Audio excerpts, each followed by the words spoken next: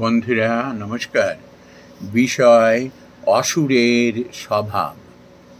বন্ধুরা, আমরা সকলেই অসুরের স্বভাব সম্বন্ধে আমরা অবগত আছি। এদের আচরণে আমরা কেউই সুখী নই।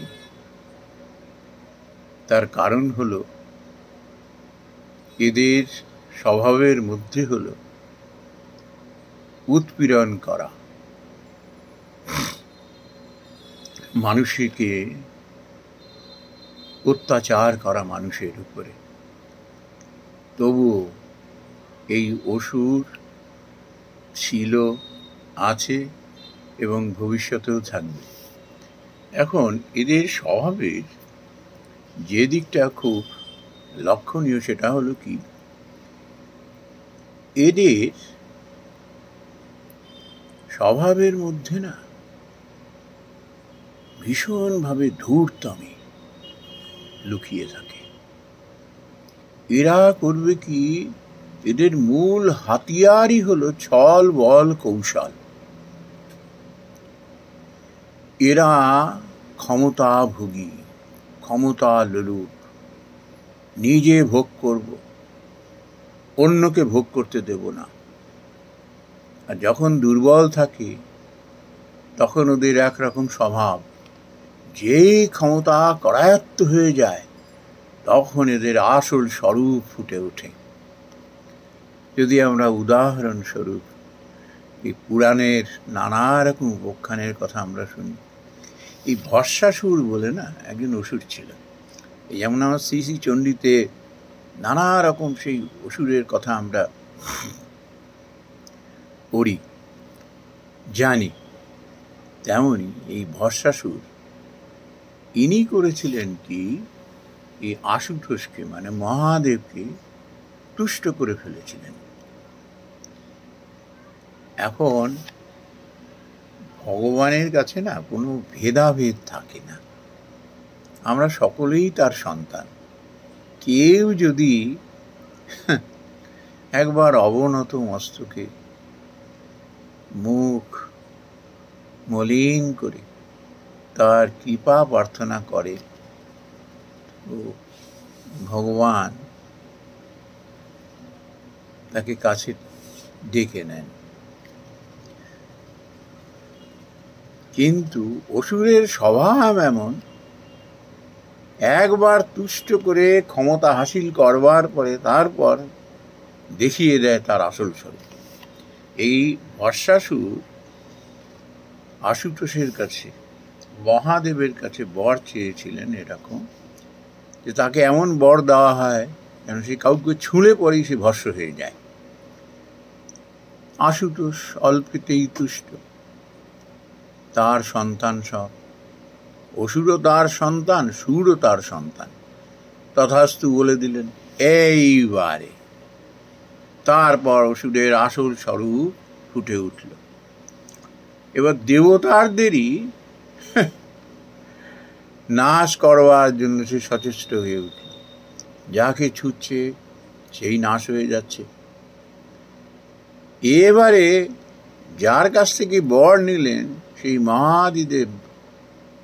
মহাদেব তাকে এরকম স্পর্শ করে তাকে ভস্ম করতে চাইলেন। যাই হোক, তুমি তো তার সন্তান, ওর বুদ্ধি কি করে যাবে? তিনি তখন দেখলেন যদি এই রকমের দৌরাত্ম্য হয় যে সবাইকে শেষ করে দেবে, তখন তার নাশ করলেন দেবাদিদেব মহাদেব। আমরা শ্রী শ্রী চণ্ডীতে দেখুন শুম্ভ নিশুম্ভ,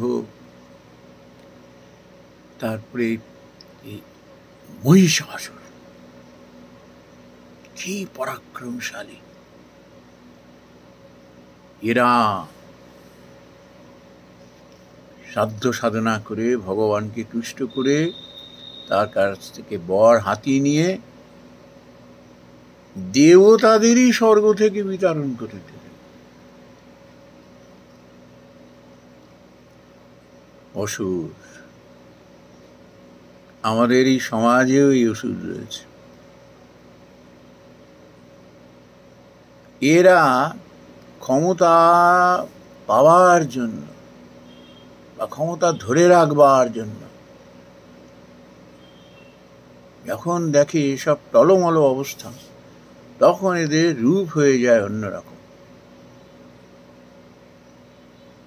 তখন তারা এত ভালো মানুষ সেজে যায়, মানুষের দ্বারে দ্বারে ভিক্ষে করতে বেড়ায়, তারপর মানুষকে তুষ্ট করে। সব মানুষই তো আর অত বিচক্ষণ নই আমরা যে তার আগা পাঁচতলা দেখে আমরা বিচার করে ফেলি। বেশিরভাগ মানুষই তার বর্তমান অবস্থাটা দেখেই না সে কনভিন্সড হয়ে যায়। তারপরে ভুলিয়ে ভালিয়ে ছল চাতুরি করে একবার যখন ক্ষমতা পেয়ে গেল, বাস তখন দেখিয়ে দেয় তার আসল স্বরূপ। মানুষের উপরে পীড়ন, অত্যাচার, ভোগ বিলাস, যাদের জন্য সে আজকে এই ক্ষমতাবান হলো, তাদের কথা ভুলে যায়। তাদের তখন একেবারে পায়ে দোলে মারতে চায়। কেউ যদি তার অপকর্মের বিরুদ্ধে একটু মুখ খুলল, ব্যাস তাকে শেষ করে দেবে একদম। এরা এরকম অকৃতজ্ঞ। লিখতে পড়তে না পারলে কি হবে? ভীষণ ধূর্ত হয় এরা। এদের বুদ্ধি নেই, কিন্তু আমরা বলি না কিরম বুদ্ধি দেখেছি, কিচ্ছু বুদ্ধি নেই। এরা ধূর্ত, বুদ্ধি নেই। বুদ্ধি মানুষকে উৎকৃষ্ট স্বভাবের অধিকারী করে তোলে।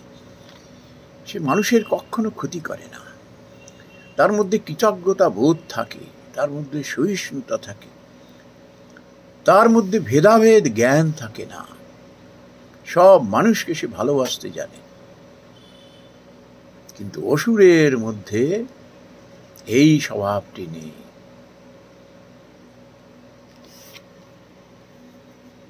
অসুর নাশ হয়, কিন্তু যত তাড়াতাড়ি আমাদের সন্নিধ ফিরবে, আমাদের চৈতন্য জেগে উঠবে, তত তাড়াতাড়ি আমরা অসুরের অত্যাচার থেকে আমরা নিষ্কৃতি পাব, অসুরের নাশ হবে। চৈতন্য, আমরা